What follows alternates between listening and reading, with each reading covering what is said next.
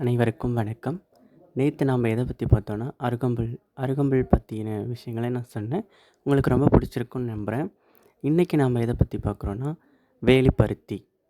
வேலிப்பருத்தியோட பயன்கள் என்னென்னு நம்ம இன்னைக்கு பார்க்க போறோம். அதுவும் ஒரு இயற்கை மருத்துவம் தான். இது எல்லா ஒரு நோய்களுக்கும் சிறந்த மருந்தாவும் யூஸ் ஆகுது. ஃபர்ஸ்ட் இந்த செடிய பத்தி நம்ம பார்ப்போம்.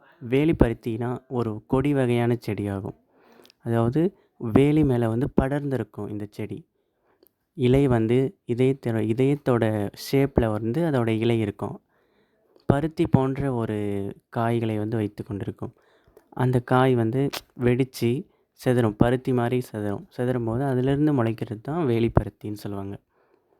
இதோட இலை தொடும்போது மென்மையாக இருக்கும். இதோட இலையில் இது கிள்ளுங்கன்னா அதில் பால் வடியும்.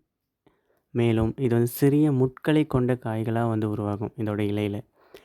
இந்த இலையை நல்லா சின்ன சின்ன இலையாக கட் பண்ணி அரைச்சி ஒரு தேக்கரண்டில் அரைச்சி அதை சிறிதளவு குழந்தைங்களுக்கு கொடுத்தாங்கன்னா அவங்களுக்கு நல்ல பசி எடுக்கும். அப்புறம் நல்லா வயிற்று இந்த இலையை நம்ம அரைச்சி பிளவுப்பட்ட ஒரு புண் மேலே வச்சிங்கன்னா வெடிப்பெல்லாம் நமக்கு குணமாகும். சீக்கிரமாக சரியாகும். குழந்தைகளுக்கு இந்த செரிக்கிறத சாப்பிட்டதும் ஜீரணமாகாமல் இருக்கிறவங்களுக்கு வாந்தி, மயக்கம், கை கால் செலுத்து போதல், சுருளுதல் அந்த மாதிரி போன வியாதிகள் குணமாகும். முக்கியமாக சொல்லணும்னா இதனுடைய செடியோட இலைகள் சளிக்கு சிறந்த ஒரு மருந்தாக பயன்படுத்துவாங்க. அந்த காலத்தில் கூகுள் இருந்திருந்தா இதை சிறந்த ஒரு சளிக்கு மருந்தாக பயன்படுத்தியிருப்பாங்க.